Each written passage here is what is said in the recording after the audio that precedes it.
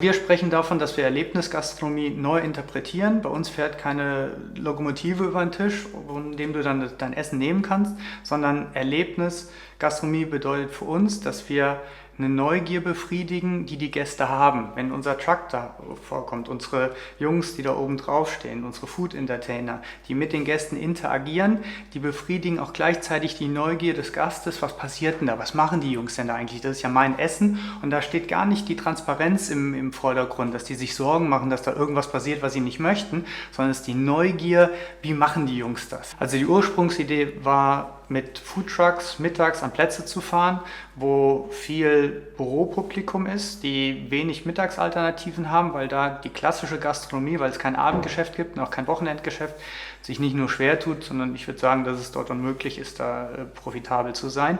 Und diese Idee der Mittagsüberfälle, die haben wir in den letzten 2,5 Jahren weiterentwickelt.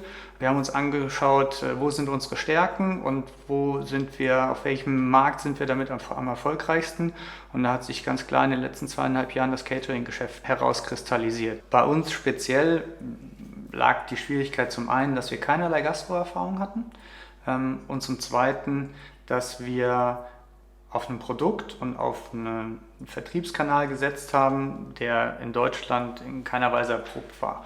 Und als wir zum Beispiel an die Fahrzeugbauer herangetreten sind und haben gesagt, wir brauchen einen Foodtruck, wo wir Burritos draus verkaufen können, dann haben die gesagt, ja, was braucht ihr denn? Und dann haben wir gesagt, das ist eine gute Frage. Wir wissen eigentlich nur, was wir machen wollen, aber nicht genau, wie das aussehen soll. Für uns sind die neuen Medien sehr, sehr wichtig. Wir haben von Anfang an insbesondere auf Facebook gesetzt, aber gar nicht primär als Vertriebskanal oder dass wir darüber Werbung machen, sondern im Zuge der Transparenz. Dass wir sagen, wir wollen nah an unseren Gästen dran sein, wir wollen ihnen eine Plattform bieten, wie sie mit uns in Kontakt treten können, wenn sie positive, genauso wie wenn sie negative Kritik haben.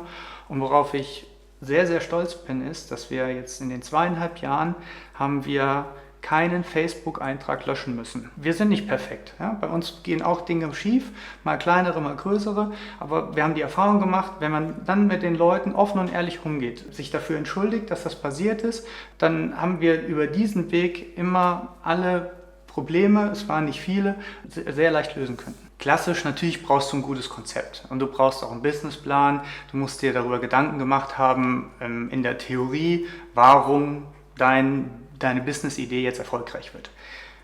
Aber letzten Endes musst du den Mut haben, den Schritt zu machen. Also es nützt nichts, ein Jahr zu planen oder 5 oder 10 Jahre. Am Ende kommst du an den Punkt, wo du einfach den Schritt machen musst. Und dazu kann ich nur alle ermutigen, die darauf Lust haben. Man hat da Zweifel, das ist ganz normal. Man muss den Schritt machen und man wird feststellen, dass die Realität die Theorie schlägt. Und da muss man auch offen sein und dann darauf reagieren wollen und dann wird das schon irgendwie funktionieren.